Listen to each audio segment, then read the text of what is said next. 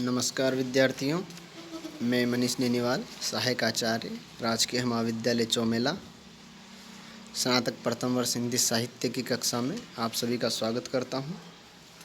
आज हम पढ़ेंगे कबीरदास के बारे में। इससे पहले स्नातक प्रथम वर्ष के पाठ्यक्रम में हम चंदवरदाई द्वारा रचित पृथ्वीराज रासो के पद्मावती समय नामक खंड का अध्ययन कर चुके हैं और आज दूसरा अध्याय है। आज हम कबीरदास के व्यक्तित्व से परिचित होंगे। कबीरदास हिंदी साहित्य का स्वर्ण युग भक्ति काल की शाखा, निर्गुण शाखा के ज्ञान मार्गी शाखा के प्रतिनिधि कवि हैं। इनका जन्म संवत 1455 ईस्वी सन 1398 में काशी में हुआ था और इनका देहावसान संवत 1575 और ईस्वी सन 1518 में मगहर में हुआ। कबीर ज्ञान मार्गी शाखा में सर्वप्रमुख और प्रतिनिधि महाकवि के रूप में विख्यात हैं। हिंदी साहित्य को 4 कालों में विभक्त किया गया है: आदिकाल, भक्तिकाल, रीतिकाल और आधुनिक काल। तो भक्ति काल की जो निर्गुण शाखा हैं उसमें ज्ञान मार्गी शाखा के सर्वप्रमुख और प्रतिनिधि कवि हैं कबीरदास। इनका जन्म कितना ही विवादास्पद क्यों न रहा हो, यह बात निश्चित है कि इनका भरण पोषण मुस्लिम परिवार में ही हुआ था। यह प्रसिद्ध है कि कबीर का जन्म किसी विधवा ब्राह्मणी के गर्भ से माना जाता है, जिसने लोक लज्जावश कबीर को किसी तालाब के किनारे छोड़ दिया, जहाँ एक जुलाहा दंपत्ति को यह प्राप्त हुए और उन्होंने इनका पालन पोषण किया। इस प्रकार मुस्लिम संस्कारों में पले बड़े कबीरदास मुस्लिम भक्त कवि के रूप में स्वीकार किए जा सकते हैं। ये रामानंद के शिष्य थे और बचपन से ही इन पर हिंदू धर्म के संस्कार और भावों का पूर्ण प्रभाव था। इन्होंने स्वीकार किया है, काशी में हम प्रकट भये हैं, रामानंद चिताए, यानी कबीर का जन्म काशी में हुआ था और रामानंद इनके गुरु थे। उन्होंने ही इनको शिक्षा और दीक्षा दी थी। कबीर हिंदू और मुसलमान दोनों को एक ही पिता की संतान स्वीकार करते थे, यानी हिंदू, मुस्लिम आदि सभी धर्मों को और उनके अनुयायियों को ये मनुष्य के रूप में मानते थे और सभी को एक ही पिता की जो संतान है वो स्वीकार करते थे।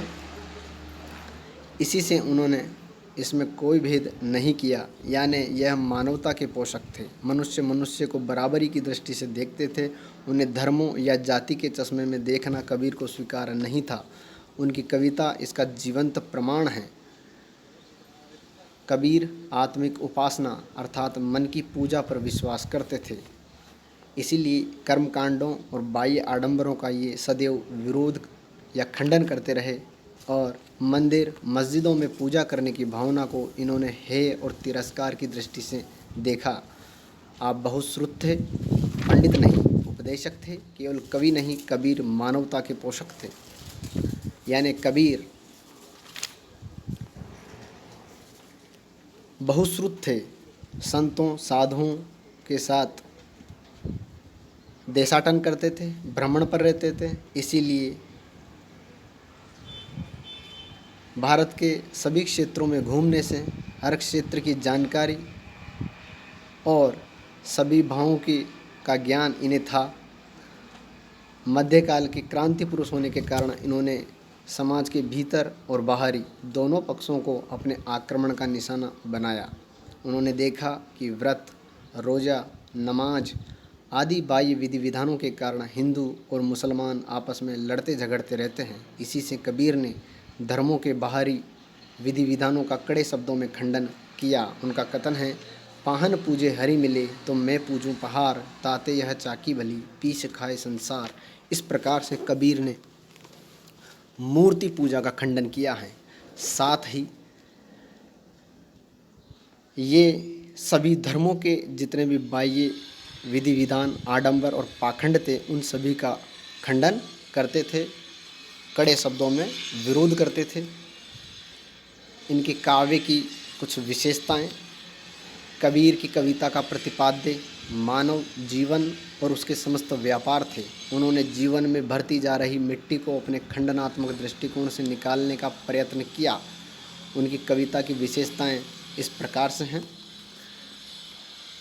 कबीर कवि के साथ साथ उच्च कोटि के साधक थे, सत्य के पूजक थे और ज्ञान के अन्वेषक थे। इसी से उनका काव्य सत्य और ज्ञान के निरूपण के लिए लिखा गया है।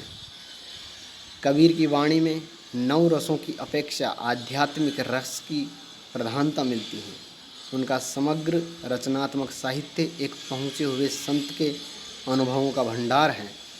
कबीर के समस्त साहित्य में, जिनमें ग्रंथों की संख्या लगभग 57 तक मानी गई है, सर्वत्र सिद्धांत और उपदेशों का ही प्राधान्य है। कबीर ने प्राय गुरु महिमा, संत महिमा, सत्पुरुष निरूपण, योगाभ्यास, भक्तों की महिमा, सत्यवचन, माया का निरूपण, नाम सुमिरण की महिमा, सत्संगति के लाभ, कुसंगति की हानियाँ, साधुओं की महिमा, संसार की असारता, नारी निंदा, ईश विनय आदि पर ही अधिक कहा है। उनका समस्त साहित्य धर्म, समाज, आचरण, नैतिकता तथा व्यवहार संबंधी विषयों का भंडार है। कबीर की आलोचना पद्धति स्पष्टवादिता और निष्पक्षता के लिए प्रसिद्ध हैं। कबीर ने आलोचना में स्पष्ट और निष्पक्ष रहे हैं, यानी ये सभी धर्मों पर समान रूप से कटाक्ष करते थे। उनके साहित्य में समन्वयवाद की मधुर झांकी मिलती है। हिंदू, मुस्लिम, सिख, ईसाई सभी के प्रति आदर और स्नेह कबीर के मन में था। भेदभाव को दूर करने की प्रकृति कबीर की कविता की प्रमुख विशेषता है। तभी तो वे मानवतावाद के पोषक और एक प्रगतिशील विचारक के रूप में सामने आते हैं। कबीर का काव्य इस बात का प्रमाण है कि उसमें हृदयगत सत्यता और अनुभूति की प्रधानता मिलती है। कबीर का शिल्प सरल, सहज और सहजग्राह्य है, यानी इनका शिल्प काठिन्य लिए हुए नहीं है, बल्कि आसानी से समझने योग्य हैं। क्योंकि कबीर बहुश्रुत थे, परंपरागत रूप से इन्होंने शिक्षा नहीं ली, बल्कि चारों तरफ घूमने से ही जो ज्ञान इन्होंने ग्रहण किया था, उसी ज्ञान को इन्होंने सहज भाषा में और सहज वाणी में अभिव्यक्ति दी है। इसीलिए इनके भाव, इनके विचार सहज ग्राह्य हैं। उनका प्रतीक विधान दैनिक जीवन से संबंधित हैं। इनके सहारे कबीर की गहन अनुभूतियाँ बड़ी सरलता के साथ व्यक्त हुई हैं। कबीर की भाषा सांकेतिक और प्रतीकात्मक है। वह प्रेषणीयता और प्रसाद व ओज गुण से संपन्न है। वह कई भाषाओं की बोलचाल पूर्ण शब्दावली का उदाहरण है। यानी कबीर की भाषा में कई बोलियों के शब्द आते हैं, क्योंकि कबीर किसी निश्चित स्थान पर टिक कर नहीं रहे, देशाटन पर रहे। इसलिए उनकी भाषा में भारत की कई बोलियों के शब्द आते हैं। उनमें ओज है, तेजस्विता है। वह अद्भुत उक्ति वैचित्र्य से काव्य को सौष्ठव प्रदान करती हैं। इसीलिए इन्हें भाषा का डिक्टेटर कहा है हजारी प्रसाद द्विवेदी जी ने, और आचार्य शुक्ल ने इनकी भाषा को सधुक्कड़ी भाषा या पंचमेल खिचड़ी कहा है, क्योंकि